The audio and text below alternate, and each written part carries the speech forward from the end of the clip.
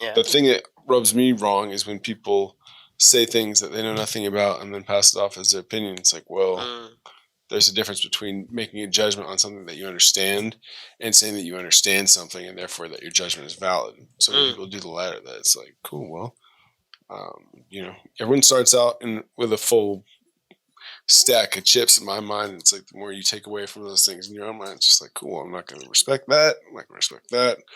It's like, it's not my fault. It's just the way that I naturally am set up to. I'd much rather say I don't know than like start talking about something just because to not know makes you feel like inadequate. It's like, no, there's a lot of stuff you don't know, and everything that you think you know might not be true. Like there are times where, like, of course you don't know nothing, but the result is the same. For example, the success of Amazon was because of books, because it was the first item and they started selling. Whether it was for the reason I stated may or may not be true, but it still speaks to the result that ended up happening. Yeah, but that doesn't. Amazon. But that's like even worse because now you're providing a false idea for people to understand the reason, and it's not even accurate. So you're leading people down the wrong path, which is worse than not leading them anywhere. So it's better to stand there and say, like, people are going to start remembering that. I think they're going to remember that they sold books rather than their success was only because of books, right? That's not what we're talking about. That's what I mean by that. Right, and if you use your so-called truisms in that way, then you're always going to be right because you're talking about things people know. That doesn't mean any of that facts are accurate. That's like creating crazy conspiracy theories and then passing them off. Not that you have a responsibility, like I said, not that you have a responsibility to tell the truth on this show. This could all be completely fabricated and just we can admit that it's all our opinion. At the same time, if you want to use the confident tone that you know what you're talking about and then completely make up stuff, that's talking out your ass. And I enjoy watching it. It's very entertaining. Yes, and I feel like regardless of whether we want it to be that way or not, people are still going to have their own opinion. And sometimes that's wrong. And just that's how culture is created. It might not be the most functional thing. Bit of a jump, but yeah. I mean, like the functional thing. People just deciding what they think is valid. Yeah, in a way. I mean, like how we perceive history, honestly, is by books, and historical documents and stuff like that. How do we know that there's not a warehouse somewhere with the true documents that actually took place that we are not privy to because of this giant conspiracy Illuminati theory? Like that's the problem. That's the concept that people that use conspiracy theories stand on, is that there's no way to prove one way or the other, so they choose to believe whatever they want, which is fine. You're allowed to. That's what you're allowed to do in America. You can believe whatever you want to do. Like you can believe that the Easter Bunny comes every year. And, exactly. If you want to have full freedom, you gotta have the freedom to be wrong. And if you're wrong, and you tell everybody else they're wrong, then that's the price of freedom. It's just we all want freedom, but a certain type of freedom, right? Yeah, that's true. I think people that don't educate themselves with the concept of history, the concept of science, the concept of verifying things, we will never reach a point where we all are on one page, which is not possible. The real best authors and podcasters and people that are going to stand up and lecture about anything don't do it on their own volition. They can offer their opinion after they give their sources, but you cite all your sources in your presentation. That way you can say, here's what all the great minds that have already talked about this believe, and here's why, and here's maybe their cultural references about the time and context their opinions came out of, and this is what they believe. Now, based on that and based on my own personal experience, here's what I believe, and that's that person's ideology, and they're trying to inject that into society.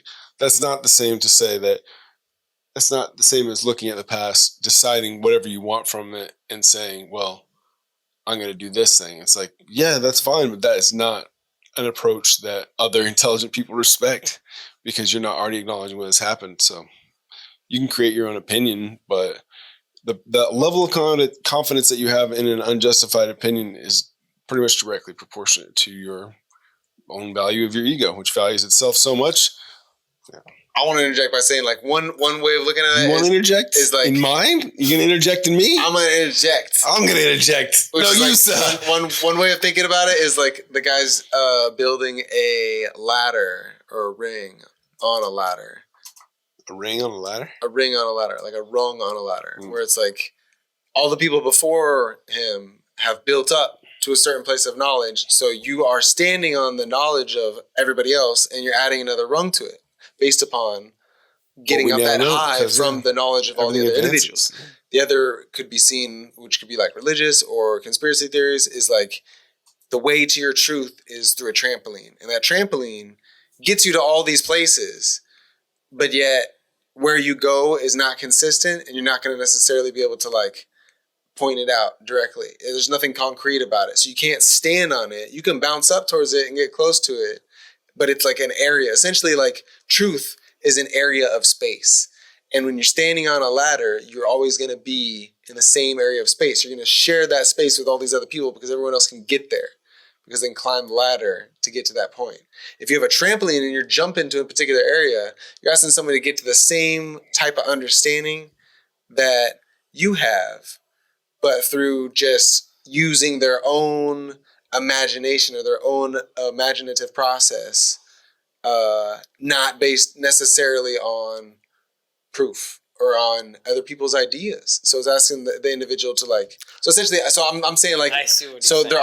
there are two approaches, which I happen to agree that I think the latter way is the better approach. One is essentially faith or imaginative based. The other is observational and scientific based, which also ends up being spiritual if you take it far enough. But if you start on the other end, you are jumping to conclusions. You're jumping, out into the space that is truth and trying to grasp truth rather than building up to that truth.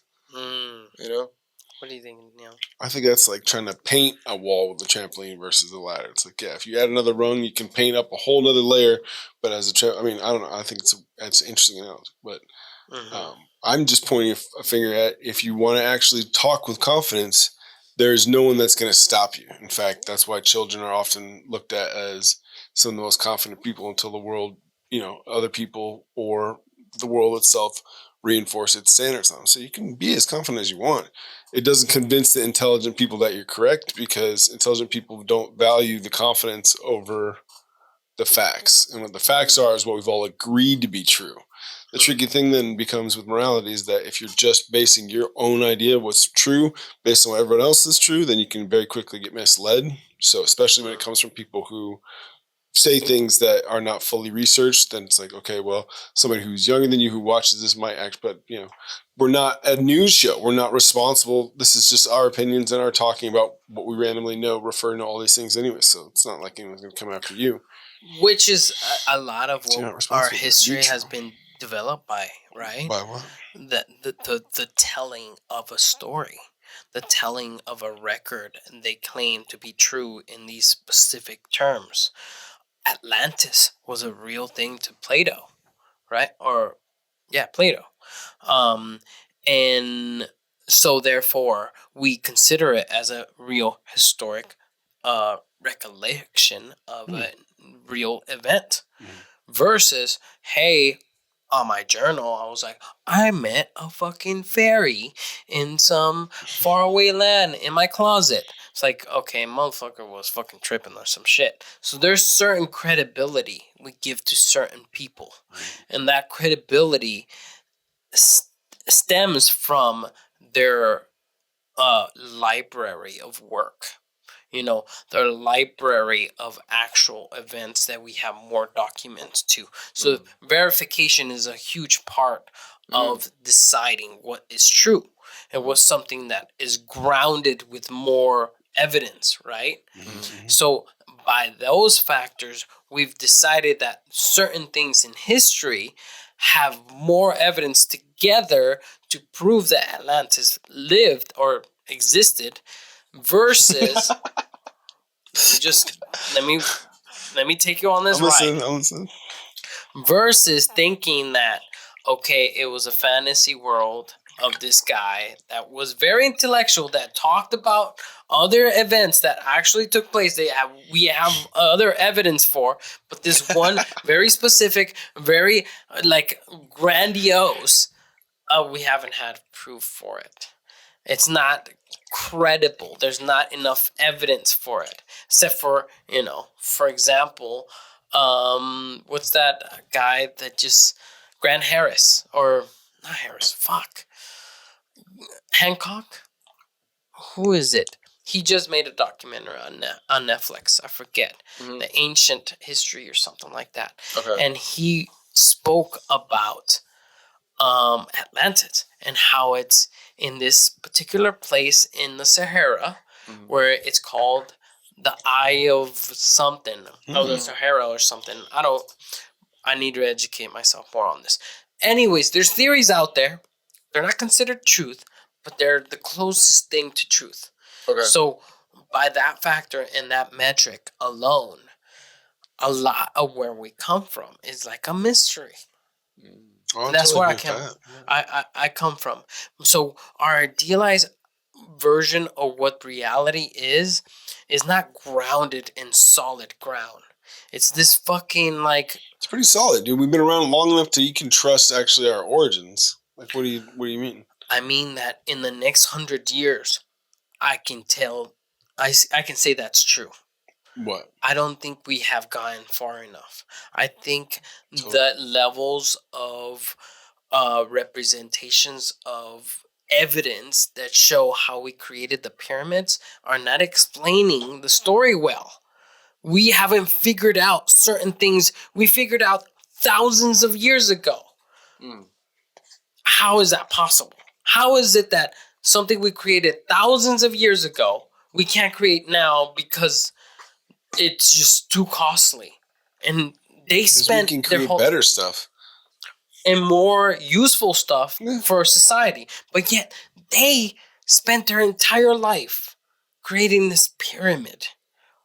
Why? Good for them. They want to stack up because stones. they didn't have TV, bro, or the internet, and they had I a bunch totally of people agree that with kept that. growing out of control, and the pharaohs were like, and that's the whole, really in my mind, that's the whole analogy of the Freemasons and all that. The real way to keep people happy is to keep them occupied with a purpose, and that's why the term layperson comes from the bricklayers, because the oldest job in the world is get all these people to lay these bricks. We'll show them how to make them, and they stand. And that's essentially what the pyramids were on a grand scale. They built these great cities to keep these, and according to the the Bible, that was the methodology of city building. And these people left, and that was the origin of the Jews and all, their whole story of the Hebrews. But it's like they were slaves that were sitting there doing this work, I'm not saying that's directly connected to the pyramids, but my point stands, which is like they were doing work for these other people, and slavery was a very normal thing for entire societies that were captured by other countries, so, other empires. So it's like, how did they do that? They had all the time in the world to do it, and they had no other thing to do, and they would clock in every day, and that was how their society run. That's how they would make bread for their families and grow their little Hebrew people, and it's like, yeah, I mean, there is some level of ground that the story today is based on. It does make sense that slavery was a huge part, and these people had nothing better to do but pull these Not that they had nothing better to do. They were forced to do it, dude. They were like forced to do these 100-ton blocks of square and put it all together in some fucking remote place in the fucking forest. Why is that so unreasonable? Yeah, because we didn't have TV, so we're gonna do this instead, right? Even if that's true, that's an oversimplification. But the point is that it's like they were literally slaves that did a lot of it. Right. And there was thousands of them and hundreds of them, and they never thought, hey, there's more of us than them, so let's not retaliate, because I think there's a different meaning. That's all I'm saying. What do you think it means, then? I think there was something involved with high levels of technology in that time that was not connected with societal norms, connectivity, and developing the human society. It was more of like doing this job and then getting it done. And then whoever gave them the tools left with the tools. They're like, we're not going to leave you this fucking sweet fucking saw that cuts through these fucking giant things. We're just gonna leave these. So we got Rick and Morty. Somebody came here and did a bunch of cool shit and left. Yeah, I like that. I like that theory more. We are still haven't gotten off this rock, dude. We're still only ever lived on this planet. It's like allegedly we went to the moon. You don't believe in the moon? Yeah, but the moon's not a planet. I mean, like this is the only planet we've ever lived on. So like the moon's not it's inhabitable. I'm not arguing that. I'm just saying it's not a planet. Like Earth is a planet where it provides for us and gives us life automatically. Yeah. Oh, okay. The moon isn't inhabitable in our natural state. Right. That's true too. What do you think, Grant? Are you cold? You look cold. Nah, I just like putting my hands inside my sleeves. Anyways, we've been going for quite a while. Is there any closing statements you guys want to make? Yeah, aliens are real. I agree. You can fit every single planet in between Earth and the moon. That's true too. I agree with that. We've probably never actually filmed ourselves out of, in outer space. You don't think so? I think we've for sure been there. We've been there, but we haven't recorded any of it. I think we have crazy advanced space vehicles already, and we're probably already traveling at least within our inner solar system. We just haven't captured it. No, we're just not. It's just all government. It's just all people that are like traveling for experiments and stuff. Like there's not going to be any commercial telling about it, but I think we're for sure, or at least there's drones. There's for sure drones that are way more advanced than what they're letting on, and those are traveling in between planets and taking awesome, 28,000K footage or whatever. It's just like the best pictures. What do you think about this? This is really a closing statement. Now you're kind of like prolonging it, but we can talk about that. No, we also can pull it another hour. I mean, in a closing statement. If you're just, who knows, right? It's like, who knows? But I will say the crazy James Webb telescope is the farthest advanced, and like I mentioned earlier, Artemis is going back to the moon. Artemis. So they just picked, and one of my coworkers told me why that's important in terms of like Apollo and Artemis are brother and sister, I guess, in Greek mythology. So that's kind of cool. But it's a lot more complicated than I think people get it credit for, especially when it comes to those sort of high pressures and far distances. The fact that the math allows us to get there now is impressive, and I think we actually do need to, back to the whole. There's entire cultures that are still sort of what we would consider backwards in terms of just social rights that we say, oh, this is right, oh, that's right, and entire cultures and countries that follow certain religions that don't respect any of that. So I think that either we'll have to get attacked by an outside source to Earth to actually unify as human beings, or else it'll take another couple 100 years at least for us to amalgamate enough to have a cohesive effort to say like, but who knows, maybe climate change will speed up the fact that we definitely need to divide like any cell. Like once you have a certain amount of mass, you divide, so it's like as a species, if we want to survive, we have to go to another place to double our odds of survival on some level. Of course, that's not a fair statement either because the odds can be really low that we survive on this other planet, but no, I know what you mean though. Yeah. Spread your seed. And there's a lot, I believe in the fact that like across the galaxy, there's probably lots of sentient life that are at different stages of development. It's just, I forget who came up with the theory of it, but there's the gap between by the time you be able to get to where we're at now and, be able to travel between stars using light speed technology and also just being an organism that is like at the basic stages of life, that it's like, that's almost the same distance to where anybody that was at this stage would look at us like biomolecular nothings. They'd be like, why would we stop? I mean, they might be observing us already, but like they're on a different plane to where they can come and go without us even knowing. And they're just observing us like we'd go to a fucking nature retreat and observe grass growing. It's like, you just never know at what level the sentient life has gone to. So right. That's well said. All you can really do is trust what's documented to some degree and ask, who benefits? Q bono. Why would they tell us the truth or not at this stage? That part too. The proletariat shall rise. I like to always end the podcast with a group high five. Yeah. Right. Go some more. Your show's been my great. favorite.